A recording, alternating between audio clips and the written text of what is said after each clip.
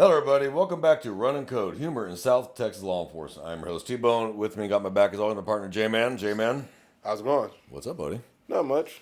We'd like to thank everybody for your patience. I know we've not been putting out the episodes. We're sorry about that. It has been busy. It just doesn't end. I'm a detective. He's active.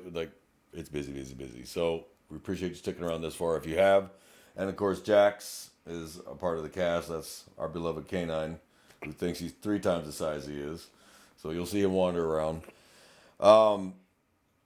We appreciate y'all sticking around. We know it's been rough. The whole world has seemed to turn to shit in the last couple months. Nothing seems to be going right. And we're just trying to hang on to our little neck of the woods and do our damn job and stay out of trouble and stay out of internal affairs and stay out of court.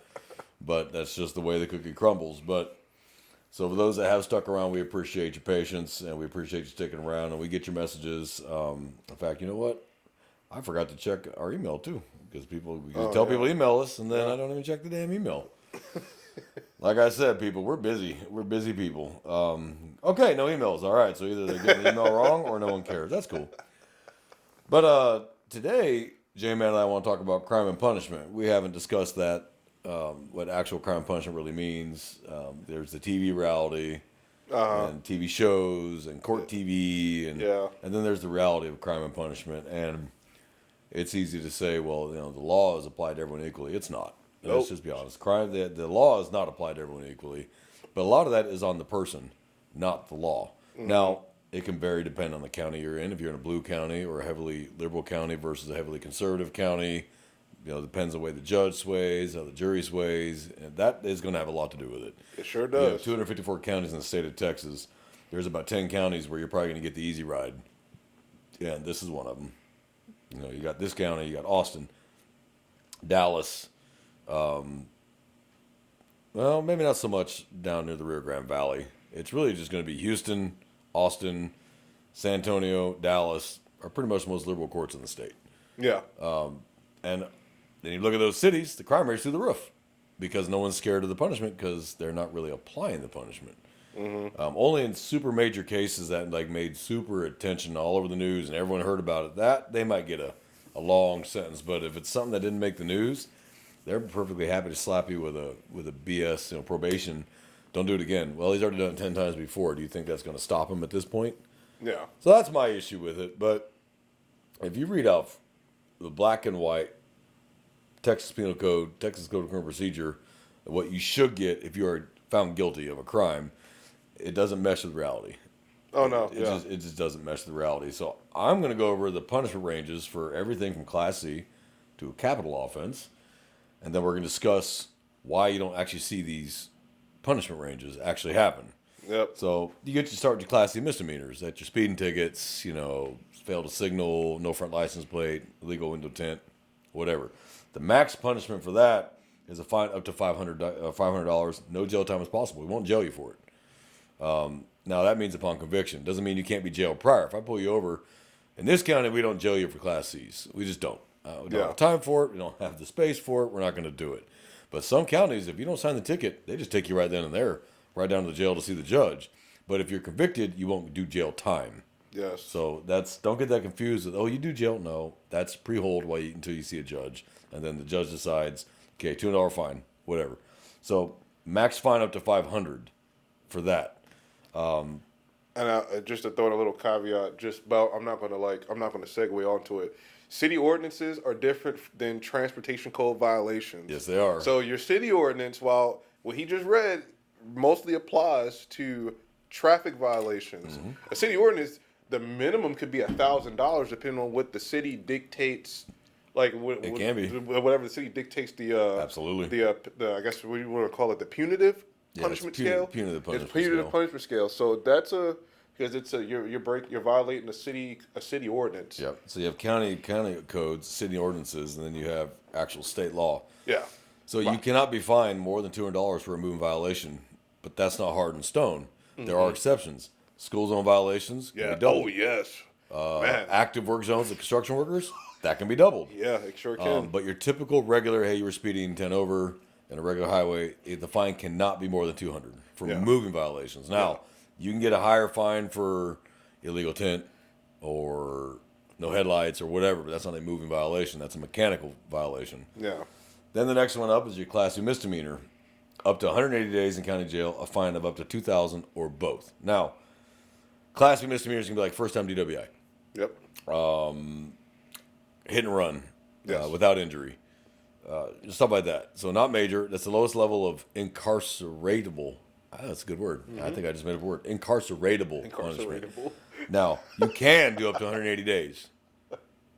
In this county, you're not going to. Unless it was Very like your rare. 12th offense and you're mouthing off with the judge during sentencing. And then maybe you might get 180 days.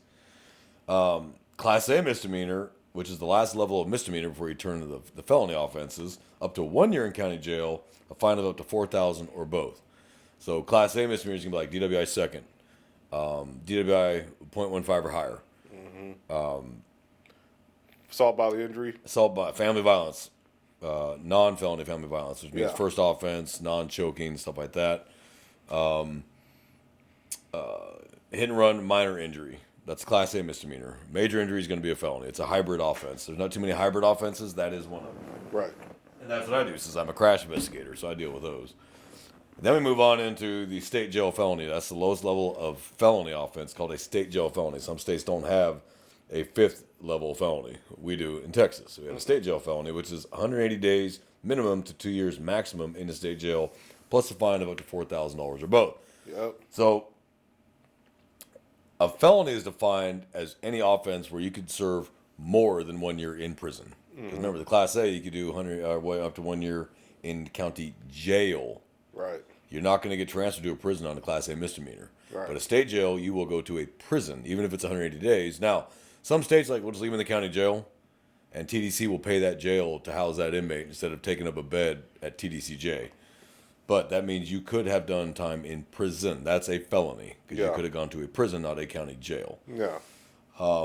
Third degree felony, well, let's back up. State jail felony. There is no domestic violence in state jail felonies. Nope. State jail, domestic violence skips from Class A misdemeanor right to a third degree felony. There is no state jail family violence. State jail felony could be like unlawful possession of a weapon in a bar.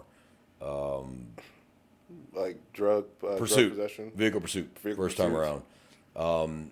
Less than a gram of marijuana, coke, heroin, fentanyl, stuff like that. That's your possession of controlled substance, penalty group 1, less than a gram. That's a state jail felony. And then more than 1 gram, was it 1 to 4 grams? Well, yeah, less than a gram, 1 No, to 4. so 1 to 4 grams is third degree, 4 to 200 is a second degree. No, 4 to 2. Yeah. yeah, 4 and to then 2. 200 to 400 or more is a first degree felony. But then you also have your enhancements like possession with intent to distribute. So it was individually bagged. So that's going to add it because you're not just using it, you're selling it. So there are enhancement charges there that could take it from a state jail to a third degree, or from a third degree to a second degree, so on and so forth. Now I've never seen a PWID under a gram. How are you distributing that? It's under a gram. It's personal user amount. Third degree felony up from that's minimum 2 years to maximum 10 years in prison plus a fine of $10,000. So what they're saying there is if you're convicted, the minimum sentence would be 2 years. Now, black and white, you're thinking that means if you're convicted, you're going to prison for 2 years. Nope, you could get deferred adjudication. You could get probation in lieu, where they just don't screw up. If you screw up on this probation, you're going to end up right back in jail. And then a second degree felony is 2 to 20 years in prison plus a fine of up to $10,000. And first degree felony is 5 to 99 years or life in prison plus a fine of up to $10,000. And then your capital offense is death or imprisonment without parole. Yep. So that can be capital murder, super aggravated sexual assault of a child, which means a child under 5. There's not too many capital offenses, and then there's treason, but we don't. Treason is a whole different level of offense. There is the only crime in the Constitution is actually treason, and that's punishable by death. So those are your felony punishment and misdemeanor punishment ranges. And people are like, well, he got convicted, but he didn't go to prison. Okay, he got either deferred, or he took a plea bargain, and that plea bargain was he'll do probation. So as long as he stays out of trouble, he finishes his time in the free world, as long as he doesn't screw up. Yeah. If he screws up, though, yeah, you're going to the clink. Sorry. And now that sounds great in theory. We see people violate probation left, right, and center and don't go. They'll get picked up on a motion to revoke warrant, an MTR warrant, and then they'll come down and talk to him like their answers to cut him back loose. Yeah. And they just give them chance after chance after chance after chance. And I'm all about chances, but how many chances do you really need to give somebody before you go, okay, you're just not doing it. So that's crime and punishment, black and white, on the board as it's written. The reality is far different. Now, you get these people that go, well, how come that guy got more time than that guy for the same offense? Okay, that guy's first timer, that guy's had 12 priors. So that is a factor. Because when you're in sentencing, the judge or the jury will have your complete criminal history called a CCH. Well, you're not learning. You keep doing the same things over and over and over again. Like, yeah, maybe you need to actually do some real time because you're just not figuring it out. You're not getting it. Then you got the guy that never had a criminal history and he screwed up. He's not going to get the same level of time that guy is. So people are like, oh, it's based on race. No. It's based on your criminal history. It's based on your conduct. If you're cussing out the judge at sentencing, he or she, they're human too. And if you're not showing any remorse, you're not contrite, you're not apologetic, you're basically, fuck you, Your Honor, blah, blah, blah. Well, you're probably going to get some more time because you're not listening. And judges don't like that. And judges hold amazing amounts of power, amazing amounts of authority. But that's why they're there. That's why they're voted in. So, misdemeanor courts versus district courts. So let's talk about that. Yeah. You got your county courts and your district courts. County courts handle misdemeanors. District courts handle felonies, and they can handle misdemeanors if it's in the same criminal episode. Yeah. Let's say I arrested you for, let's say I pulled you over and you were drunk. That's a misdemeanor, but you also had controlled substance. That court could elect to take both charges and deal with both. Sometimes they'll split it and we'll move the DWI to a county court and they'll keep the narcotics in a district court. But the court can elect to take both charges and be done with them at one time. Don't forget about your JPs and your municipal courts. Okay, great question. So you got constables have justice of the peace precincts. Some counties have 1. Some counties may have 12, 8. I think Houston has the most, 8. Yeah, the Texas, the most you can have is 8 precincts. I think it's 8, and Houston has 8. Houston has all 8. I think there's only 1. And then you got some counties, because it's based on population. Yeah. So if you get a West Texas county with only 5,000 people in the entire county, you may just have one constable and 1 justice of the peace, because you don't need more than that. It's based on population size. Houston is so congested with so many people, you have to break that up. Or you have 1 super constable office, that would pretty much the same authority level as a sheriff at that point. And then you got your municipal courts, which is your city courts. So Austin Police, San Antonio Police, Houston Police. Those are your city city municipal courts that handle the Class C stuff, very small claims. Most small claims go through JP courts. Yeah. You file your small claim in JP court because JP court has authority even in the city as well. So you take a city and cut it into 4 pies. Even the city and the county, you still have the JP precincts for that precinct that covers city and county. So you take your small claims to JP court, and I don't know what the amount is. Do you remember what the amount is that JP can handle up to? The lowest is $1, and then it's up to Highest is 20,000, I think. Or I think it's 10. Is it 10? I think it's 10,000. I don't really know much.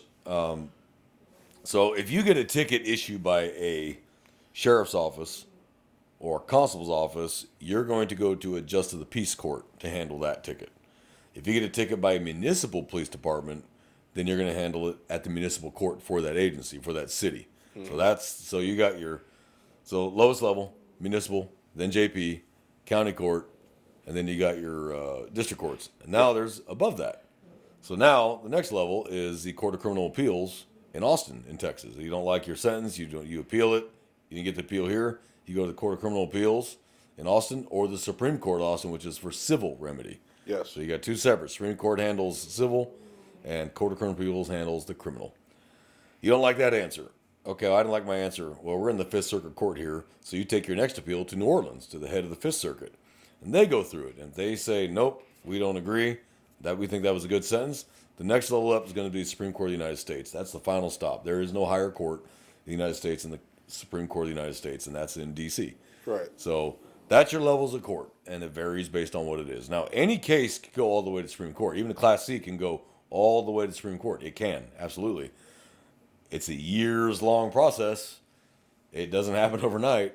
You got to go through your Court of Criminal Appeals, then the 5th Circuit Court, then the Supreme Court, and none of that is quick. Right. And they're overloaded with cases. So that's how the courts work in Texas. I can't speak for the states because we're not in other states. I can speak about Texas. Yeah.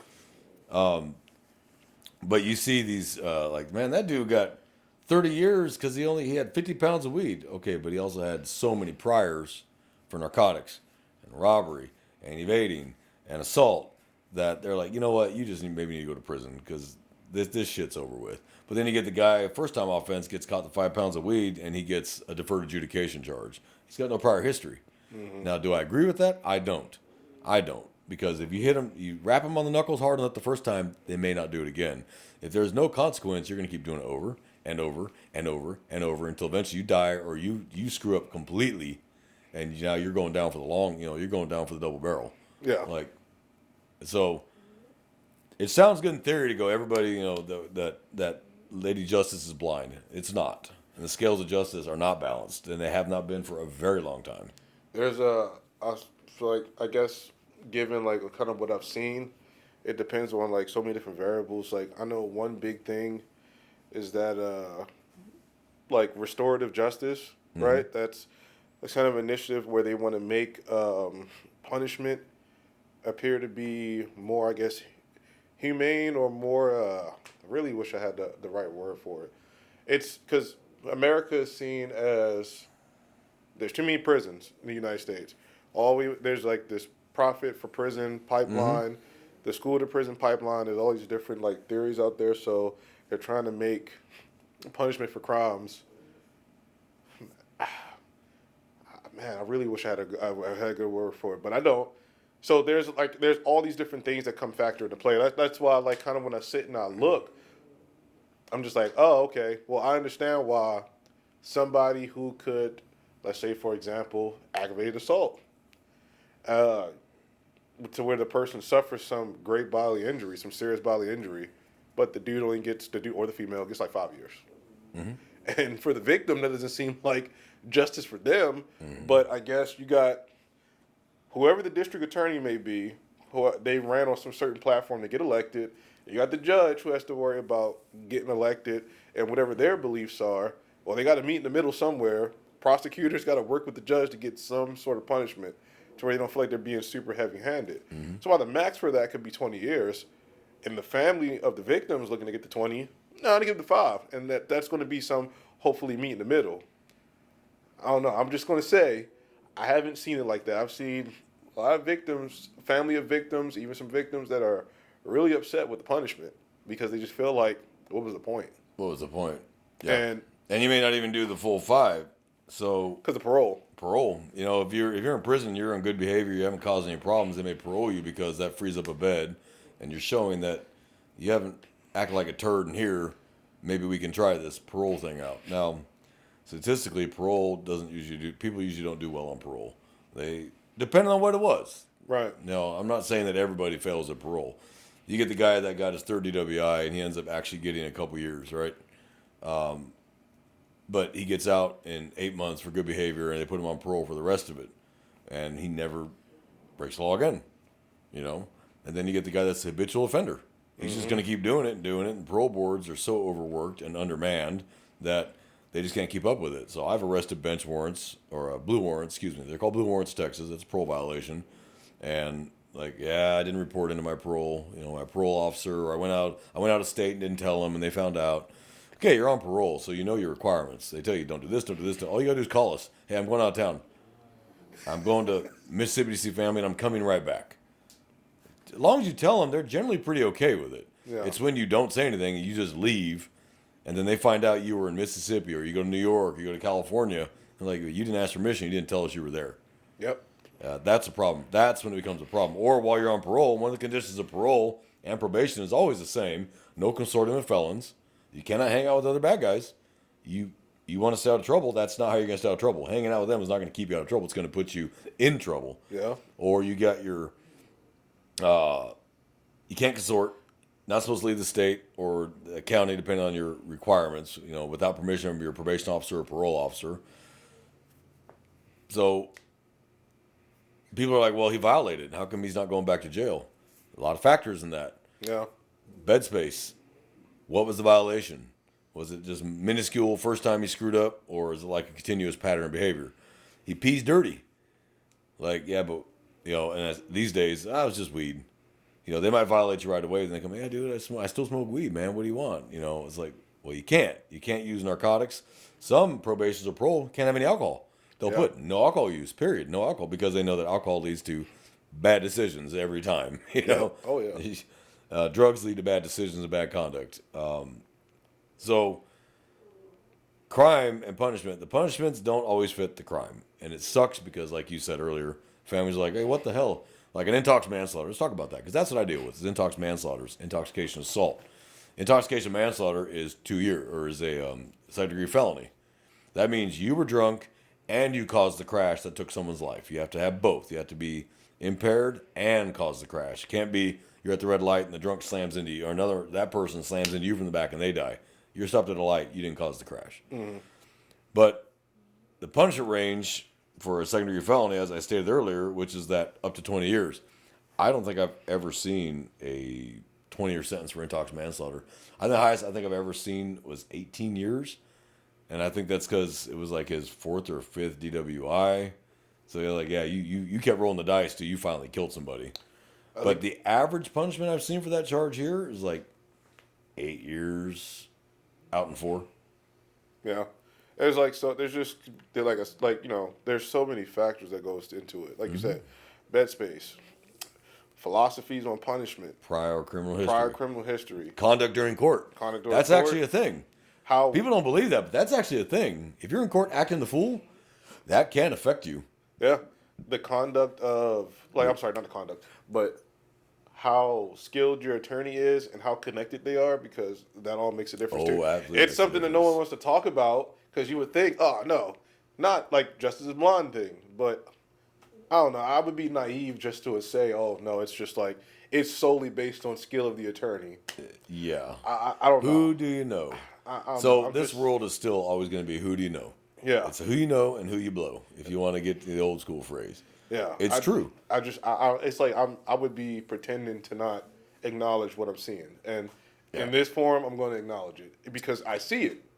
No one wants to talk about it because how dare you show, how dare we make that a known thing? But no, it is what it is. It is what it is, and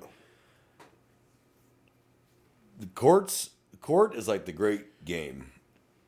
How good your lawyer? Is your lawyer connected? How is your conduct? What's your criminal history? There's so many factors that go into, again, what we use in law enforcement, the phrase called totality of the circumstances. Mm-hmm. Courts, it's pretty much similar. What's the totality of the entire circumstances? That's what a trial's for, to bring out all the circumstances and go, okay, black and white, they accused him of aggravated assault deadly weapon. That's what they accused him of. He tried to stab a guy. Yep. And that we arrested him for that, aggravated assault deadly weapon, which we don't have attempted murder in Texas. We do have aggravated assault deadly weapon. Yeah. But is that I was across the street and pulled a knife, started walking towards you, or I'm actively trying to stab you? They're both aggravated assault deadly weapon. But what's the differences in what actually happened? That's not for us as law enforcement to decide on the scene we make the arrest. Right. Aggravated assault deadly weapon, we arrest you based on the probable cause. Court is where you bring out your mitigating factors. Mm-hmm. That motherfucker's been threatening me for years. That's a mitigating factor on why you stabbed him or attempted to stab him or whatever. Like, he's been threatening me for years, showing in front of my house. Versus I just ran up to some random dude, stuck him. Right. So that has a lot to do with it too. So you may get the max punishment on that one, because it was a premeditated. You just ran up and just didn't know the guy and just stuck him. That you may get a much higher charge than these two have been beefing for years. They've been threatening each other for years. And this dude showed up at his house and, motherfucker, I'm going to kill you. And you finally got tired of it. You're probably not going to get the same punishment range. Are you going to be convicted? Yes, probably, because in black and white, you still committed an aggravated assault deadly weapon. But you might get 5 years on that scenario versus you just ran up and stabbed a dude. You may get 30. So it's factors. It's mitigating factors. So you have the right to mitigate your crime. You have the right to go, no, I did it because of this. It wasn't black and white. For us, it's black and white. We have no choice. We're cops. We arrest you based on probable cause. We don't decide they're on the side of the road court. We're not holding court. You committed the crime. We make the arrest. We let the courts decide, was it justified, not justified? What are the mitigating factors? Was this premeditated? Was it heat of the moment? Was it he felt he didn't have a choice? All those factors. Can you legally shoot someone stealing your car at night in Texas? Yes. Should you? No. It's a car. It can be replaced.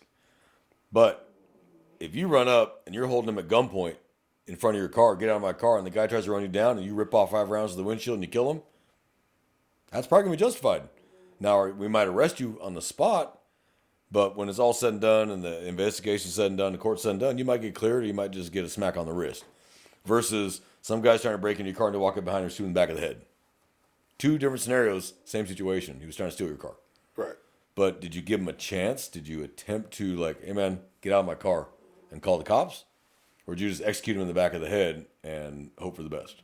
Right. So that's the differences. So just because you have a crime does not mean you're going to get the same punishment as guy number A and your guy number B. You may get 2 different scenarios because of the actual events that occurred.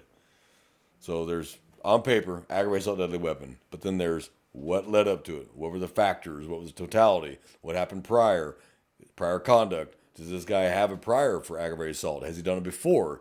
Has he threatened people before with guns and knives and tried to run someone over with a car? Because if you try to run me over with a car, that's aggravated assault deadly weapon. A car is a weapon. So that's all those factors in crime and punishment that decide the overall. Like when you get these judges, I sentence you to 700 years. You're like, just say life without parole. Come on. Just say life without parole. And there's been cases where somebody was sentenced to death, survived the execution, and said, well, you sentenced me to death, and I died and came back. It didn't work. Like, you need to free me because I fulfilled the sentence. You executed me, but I survived it. Like, I win. And so I can't tell you how those cases actually turned out, but I'm really kind of curious how many of those cases actually, like, Supreme Court goes, that's true. He was sentenced to death, and he carried out the sentence and he survived. Like, but that's one for the Supreme Court to decide as scholars and legal scholars to go, yeah, let's think about this. Let's look at the totality. So crime and punishment is a touchy issue, and it only gets more touchy as we go on because people want to make it about race. They want to make it about orientation. They want to make it about religion. They want to make it about anything other than what did you do as a person. Take the race out of it. Take the orientation out of it. Take the religion out of it. What did you do?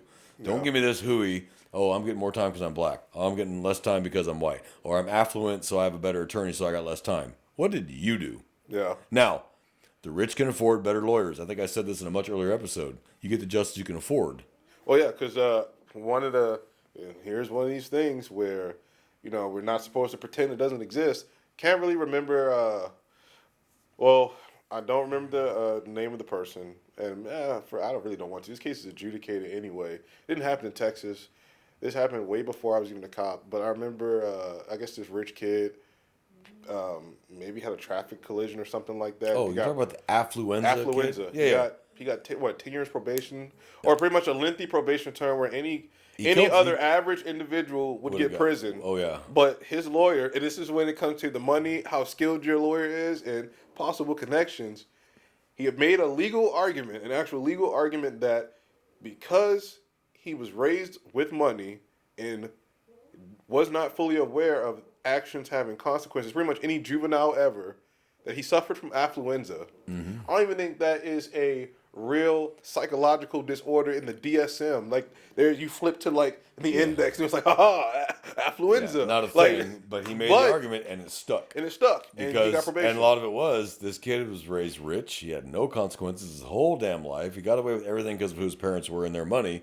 And then when he actually screwed up and killed somebody, the argument was made that, well, he didn't really understand the consequences of his actions because he's been shielded his whole life. So it's like any juvenile ever. Yeah. Average middle class juvenile ever. Yeah, they don't look. Kids think 2 minutes ahead. How's this going to affect me 2 minutes from now? That's as far as they think in their thought process. I steal this car. How's it going to affect me 5 minutes from now? Adults, as you get older, and if you're a model citizen, not a turd criminal, but a model citizen, tend to think long term. If I do this, how's this affecting me in 5 years? 10 years, if I make this decision right now. Kind of like rolling the dice on marriage. Like, you're rolling the dice. Like, how's this going to affect me in 10 years? Are we going to have a happy, blissful marriage full of love? Or is this going to be, we hate each other's fucking guts, and it turns into the movie War of the Roses? And for those of you that have not seen the movie War of the Roses, I encourage anyone thinking about getting married to watch the movie War of the Roses. I think it's Michael Douglas and Kathleen Turner, was it? Maybe. But the movie's got some very valid points. It's called War of the Roses. It starts out with love, and they try to kill each other at the end. And that's why it's called the War of the Roses. So, consequences of actions. Problem is the consequences aren't, or actions. Excuse me, actions have consequences. Boy, It's Sunday morning. I am tired. I haven't had enough coffee. Actions have consequences, but not everyone gets the same consequence for the actions. Yeah. So I could do the same thing you could do. My lawyer's better, or your lawyer's better than me, and I'll get 5 years, and you'll get deferred. Or I've got a 20-mile long criminal record, and I break the law, and you do the same exact thing with no criminal record. You may get that slap on the wrist, and I'm going to get the hard time. Yeah. So there are factors that come into play, and it's easy for families to go, it's not fair that this guy that killed my little girl drunk driving only got 8 years. You're right. It's not fair, and I don't agree with it either. But that's not our call to make. But I can tell you that if he'd never been arrested before, that court's going to look at that and go, well, first-time offense. Now, if you get the guy that gets the full barrel, 20 years, because he's got 5 prior DWIs, was not supposed to be driving, he might get the highest punishment range because of his prior conduct. Mm-hmm. So there's a reason criminal history exists. That's why we have criminal history. Shows what kind of person you are. Shows what we're dealing with. We pull you over like, okay, like you don't learn. So, and that can be used, believe it or not, in probable cause. It can be part of a probable cause. It's criminal history. Well, people don't want to believe that, but it is true. It's called prior conduct. Now, if I pull you over and the last time you got in trouble was 35 years prior, that's not quite the same thing. Right. Then, hey, you're on probation currently, and you have 5 felony arrests within the last 8 months. Like, okay, you're a turd right now. Right. But 35 years ago, because I get those all the time where I'll get a suspect and I'll look up their criminal history as part of my prosecution guide. And I'm like, this dude ain't been arrested in 25 years. I said he was arrested in 1992 for DWI in 1992. Has not been in trouble since. Right. Okay, he learned his lesson or he just ain't been caught again. Right. One of the two. But then I'll run criminal histories. Oh, this dude's currently on probation for another violent offense. Like, what the hell, dude? Now, I hate this phrase. Oh, the court said I was innocent. Okay, we know that if you got arrested, you were probably guilty of it. Because we arrest based on probable cause, which is the highest level to arrest. Yeah. We know you did it. You just got a slick lawyer or a sympathetic judge. But not guilty does not mean innocent. Let's be real clear about this. Not guilty does not mean innocent. Seen it personally. Seen it personally when I know. I watched him do it. And not guilty. Yeah, he still did it. I watched him do it. But legally, under the law, he's acquitted. Didn't happen. It's over. It's done. Yeah. And that really gets my goat and grinds my gears sometimes. Like, motherfucker, I know you did it. Like the funny thing is just like, body cameras were made for transparency. I think having a body camera is great, but court is also the place where a good defense attorney can argue that that the body camera is prejudicial to his client. Yeah, it makes my client look bad because the jury will see him as only a bad guy. He won't get a fair trial because the way he's acting. Well, yeah. What is the point of the body camera? Yeah, it's supposed to give the whole story, but legally you can take a chunk out of it, and then the jury, to me, is left confused. Yep. I think they should play the entire thing, good or bad. That is what happened. That is the event as it occurred in real time, no editing. That's what happened. Because I don't think the state can argue, well, we need to cut this part of the body camera out because it will be prejudicial to my witness on the stand. If the law enforcement officer is the witness, if you're like acting like a D-bag that night, that's going to be up there, and the jury's going to see you as the uniform officer acting like a D-bag to the defendant, but the defendant can't see. I'm sorry, but the jury cannot see the defendant's actions that cause the officer to act like a D-bag. Yeah. So it's kind of like.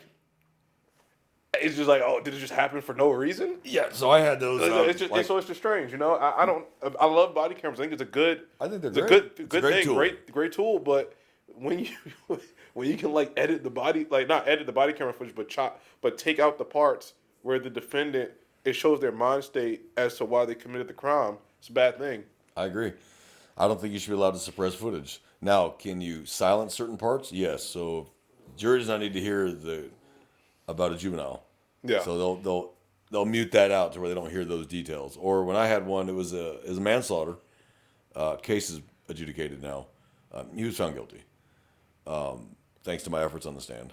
But while I was investigating him for an intoxication manslaughter, He mentioned he was under investigation in Houston for DWI. Had not been adjudicated by this point. So they edited that out. They muted that part out for the camera because so the jury wouldn't be swayed by the fact that he's already facing a DWI already somewhere else. Right. Made sense. He had not been adjudicated. It doesn't count until he's convicted or, whatever the outcome of the case is. So they can mute that. Or if they're talking about a juvenile that has nothing to do with the case on camera, they'll mute that because it has nothing to do with it. It's a juvenile. We don't need to bring a juvenile into it. Right. So there's instances. But if you got the guy who's acting like a complete tool from minute one, take my background as a traffic officer. I walk up on him. Hello, good afternoon. The reason why I stopped you is XYZ. You got your driver's license. Oh, you're a fucking fascist pig, cocksucker, motherfucker. I ought to kick your fucking ass. Bye, bye, bye, bye, bye, bye, bye. Just run their fucking mouth for 10 minutes. Finally, I go, shut the fuck up. And, oh my God, you swore at me. Yeah, because I sat there and listened to your diarrhea for 10 fucking minutes of the fucking mouth. I didn't walk up and say, hey, fuck you. Yeah. Okay, but the defense lawyer would be like, no, let's mute my client saying all that. But let's play the part where the officer calls them, hey, fuck you, or shut the fuck up. I'm like, yeah, I got a problem with that. Because I'm not here to take your abuse. Yeah. No. We'll fight it in court. See you there. Calling me names on the side of the road, one, doesn't do anything. But when it does get played for a jury or a bench trial, a judge, then you're probably going to get that ticket now. A lot of times, I would not give a ticket because you actually listened to what I had to say. Like if I explain the safety violation, why it's a violation, and why it's dangerous, and you're like, you know what, sir, you're right. I'm sorry. You know what, man? I appreciate you listening to me. I appreciate you actually hearing what I had to say. I'm going to give you a warning because you actually heard what I had to say. But, fuck you, I didn't do shit. Blah, blah, blah, blah. It's only because I'm black. It's only because of the car driver. It's only because of... Here's the citation. I'm not giving you a ticket because you're being an asshole. I'm giving you a ticket because you're not hearing the corrective action. So maybe you need to hear it from a judge. Yeah. Because you're not hearing it from me. But if you just shut up and hear what I have to say, and I can make the safety correction, and you absorb that and go, you know what, you're right, my bad, then the problem is solved. I solved the problem. Hopefully, I solved the problem. But some people, you walk up, man, they're yelling out the window when you're getting out of your car. They're yelling at you out of the window. What'd you stop me for? And I walk up in the car and tell them, I'm not going to holler at you from my door. I'm going to talk to you when I get up here. Yeah. So, I'm so-and-so. I stopped you for XYZ. Do you have your driver's license insurance on you? I'm not giving you that. I don't have to give you my license. I don't believe you're speeding. Blah, blah, blah. You are creating an entire problem where one didn't exist. I don't have to identify to you. I don't believe I was speeding. Yeah, it doesn't work that way. You have to give me your license whether you like it or not. Court is for you to get found guilty, not guilty. Yeah. Oh, I'm not getting out of the car. You can't make me. You have to tell me why. No, I don't. So I've had those where they have a warrant, and I'm not going to walk up to the door with a running car and go, hey, man, you got a warrant. And there they go. Hey, man, go step out of the car. Why? Because I asked you to. I'm not getting out. Yes, get out of the car. You have to tell me why. No, I don't. Get out of the car. Once I get him out of the car, get him cuffed. Hey, you got a warrant for your arrest. Oh, you had to tell me that before you cuffed me. No, and that's exactly why. Right there. Because you're going to fight me, and I'm not trying to fight anybody today. Like, oh, you jackass. So, although the sheer amount of bad information out there, Yeah. you don't have to give a license unless they explain everything to you. You don't have to get out of the car unless they explain why. Blah, blah, blah. Wrong, and wrong again. And even there is TikTok lawyers or defense lawyers on TikTok telling people, you have to get out of the car. When the officer does get out of the car, you have to get out of the car. Officer has your license, you have to give him your ID. You have to give him this. These are laws. You don't have a choice. And people start arguing with the lawyers in the comments. I'm like, he went to law school and he's a practicing member of the bar. He's telling you the same thing I told you for free. He's going to tell you for $150 an hour and $300 in court. Yeah. You idiot. So I don't know why people think that because they saw something on TikTok that like some guy got away with it. He didn't get away with it. The officer finally said, you know what, get the fuck out of here. I don't want to deal with your shit tonight. The officer should have done his job. But the officer's probably so aggravated and fatigued by it. He's like, you know what? Fuck it. I don't care. Get the fuck out of here. Have a good night. I don't want to deal with it no more. So that's everything from traffic stops to like capital murder or super aggravated sexual assault of a child. So the punishment ranges vary based on the level and severity of the crime. More in black and white on paper. Yeah, then more than what's in black and white on paper. Yeah. And that's just the realities of legal justice. Now, I've heard it said, and I agree with it, this phrase, ours is the worst system of all except for all the others. Yep. Because some other countries, you don't get rights, you don't get a defense, you don't get to tell your side of the story. Let's talk Miranda for a minute. I watched a great video by a retired judge, and he was explaining Miranda. Because everyone thinks the whole case is dismissed if you don't get Mirandized. Not how that works. Mm-hmm. The statements you made can be killed. They can be redacted. Right. You know, they can be suppressed. Like, nope, he didn't say that. We can only talk about what was said Miranda after. Prior to Miranda, maybe we can get those killed. But that doesn't mean your case is gone just because you didn't read your Miranda warning. That's not what that means at all. You don't get to get away with a murder just because the officer didn't read you Miranda. That's not how that works. Right. So I've heard that before too. Well, my whole case is going to get dismissed.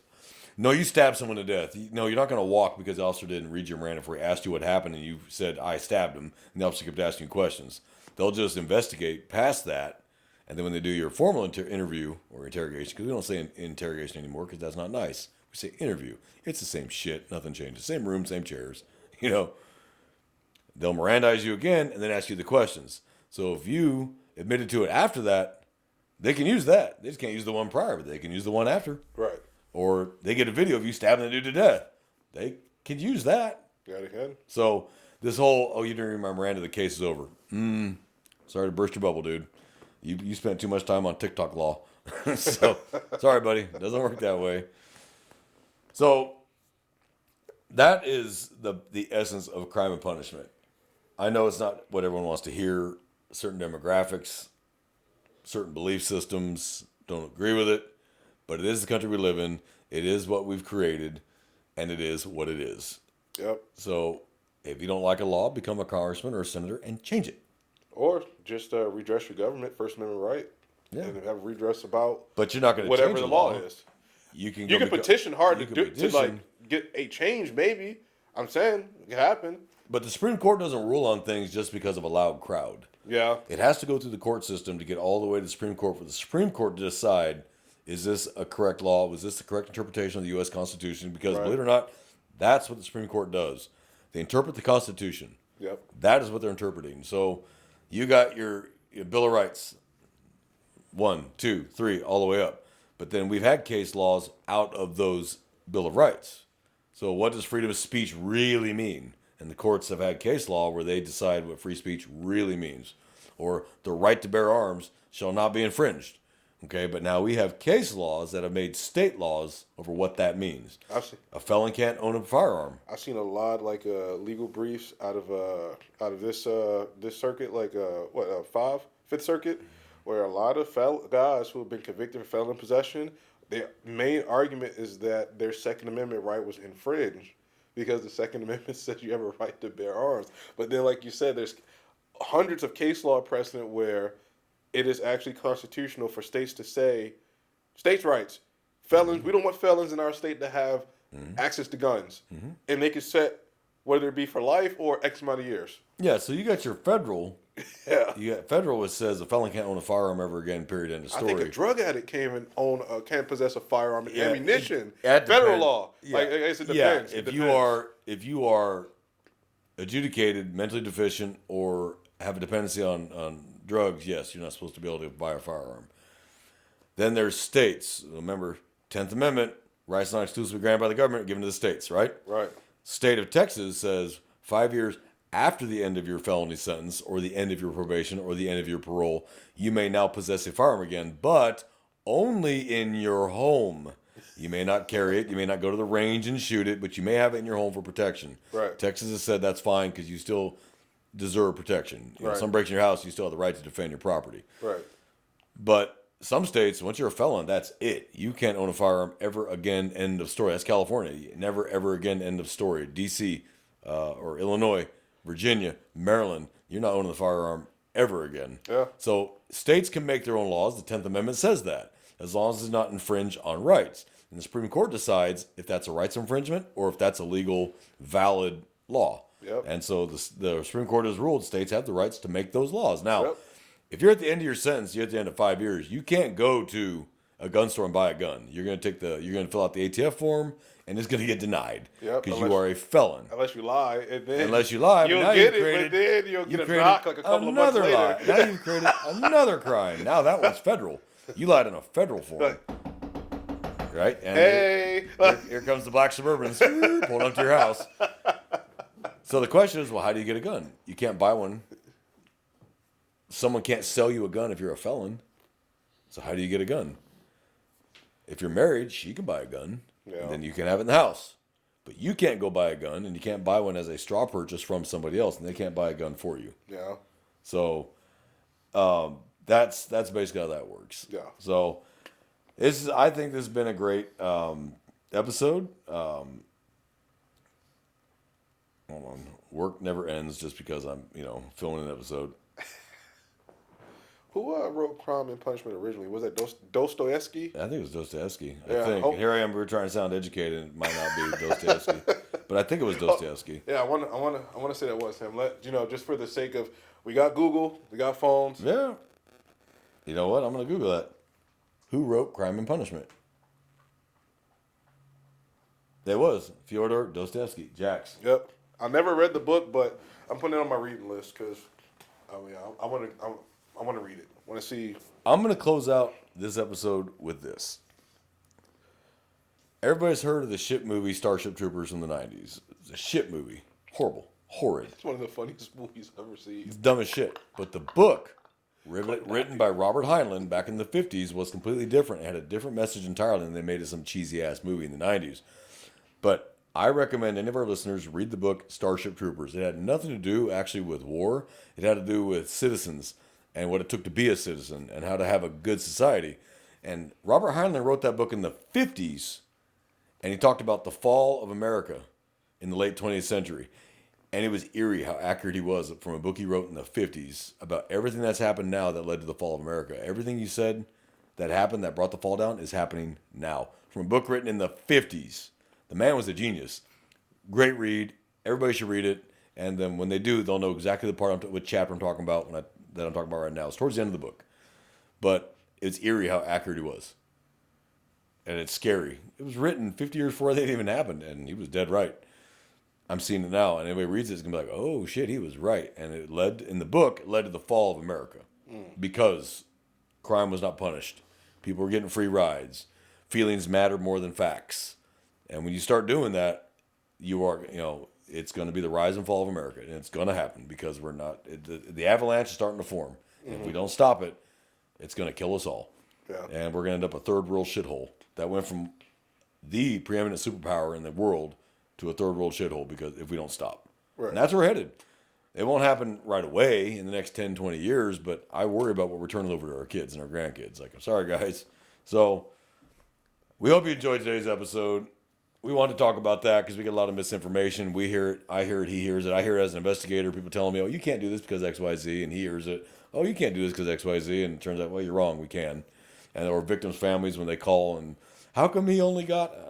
I can't answer that question because I can't speak for the judge. Yeah. So for our listeners out there, brothers and sisters in blue, as well as the civilians that enjoy the show, please take care of each other this week. I know this wasn't the longest episode, but we have other things going on today, so we're trying to get what we can out. We love you. Take care of yourselves. Take care of each other. Watch others' backs. Do the right thing morally, ethically, and legally, and you'll be all right. Yep. May catch a little heat on the news. Eventually, you'll be okay as long as you made the right moral, ethical, or legal decision. So, Jamie, any kind of thing you want to add? MPH was the best of Starship Troopers. Go Neil Patrick Harris. Oh, my God. Colonel, what was his? I can't remember. Carl. It's Carl. Carl. Yeah. Well, too bad. Yeah, that was such a cheesy ass movie. But the book was amazing. The movie was absolute trash. Except for the shower scene, that was pretty good. I think that's the only thing that stands out for Starship Troopers is the fucking shower scene. The shower scene. That I could have got behind when I was in basic training. Like, hell yeah. Bring the females in here. Let's all shower together. Oh, that movie So, was ridiculous. well, to everybody, thank you for joining us. If you want to reach out to us, email us at runningcode2023@gmail.com. That's RUNNINCODE2023@gmail.com. Don't put the G on the end of running. Or leave us a comment on the videos that we'll post on YouTube. And if you have any questions, feel free to email us. Let us know. We'll try to answer them. We do try to answer them. I feel kind of bad no one's emailing us. I feel like maybe we don't have as many friends as we thought we did. So, if J-Man, you got nothing else, brother? Nope, that's it. All right, well, from J-Man and I here in South Texas on Running Code, we're out of here.